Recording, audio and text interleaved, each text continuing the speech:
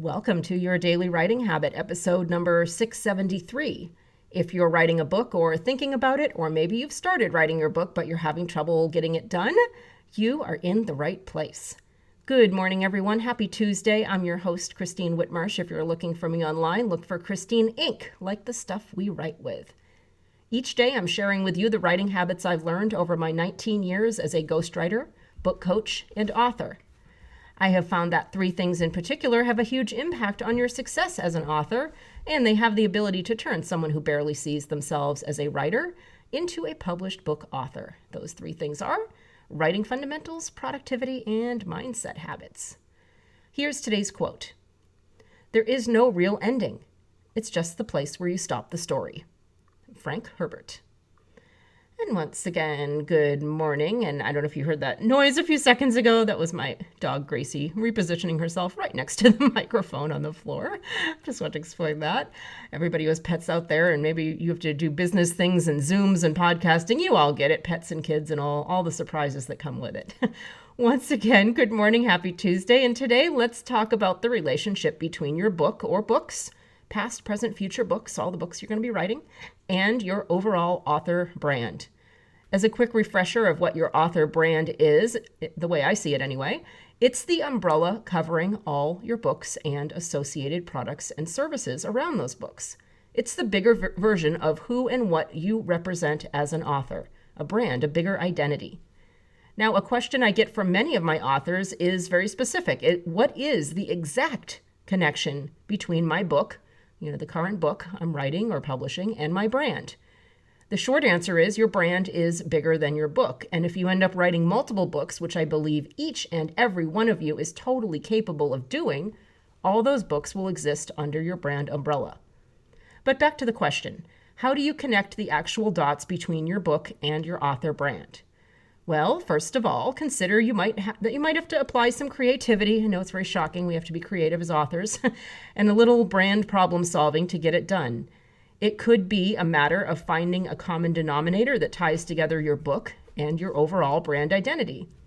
Or if you're at the stage where you have the book or book idea, but you're still working out the details of your author brand, it might be that one element of your book emerges later on as your author brand.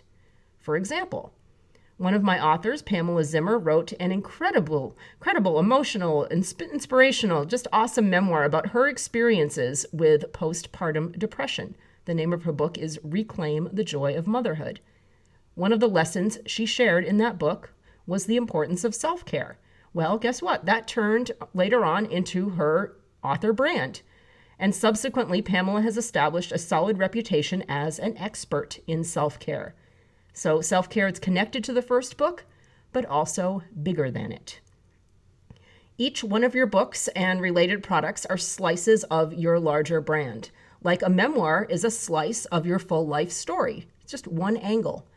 Also, take into consideration where you're posting. So the tone of the social media platform, the audience, the style. For instance, Facebook, Twitter, and Instagram are generally more oriented toward individual books and readers. LinkedIn, however, is more of a thought leadership platform. So I find that it's more geared toward, the bigger ideas, the larger area of expertise. So for instance, continuing to use Miss Pamela as an example, she might talk about her book specifically in Amazon reviews and, really talk to moms with postpartum depression. She might be doing that on, Facebook and some of those other sites. But then on LinkedIn, that's where she might be establishing her expertise. Well, she's already established at this point.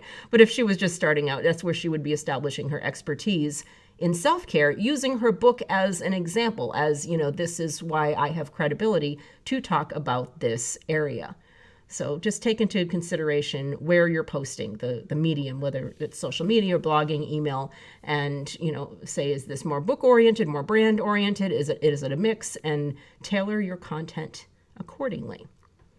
So, yeah, I tend, and, specifically my example of me, I tend to position myself as an author, habits, and book writing expert, especially memoir writing expert on LinkedIn. So those are the broader strokes of my brand, while I might talk more about my specific products and services on Facebook and sites like that. Take some time to examine the relationship between your book or books and your overall brand. How do the individual topics in your book connect to the larger themes of your brand?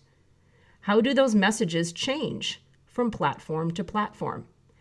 Consider these some valuable brand exploration assignments, and as always, report back in my Inc. Authors group on Facebook with your results and questions. I know this is kind of a tricky assignment here, so feel free to, start a discussion, post your questions. There's a lot of people in there that have done this journey of connecting their books and their brands, or they're in the process of it. So I think this would be a super valuable conversation in Inc. Authors on Facebook. If this is you right now, if you're writing a book and you're still kind of trying to figure out what your larger author brand will be. Inc. Authors on Facebook, and I always post the link in the show notes. Thank you for joining me here on Your Daily Writing Habit, where I am helping you write and finish writing an awesome book. Until tomorrow, happy writing.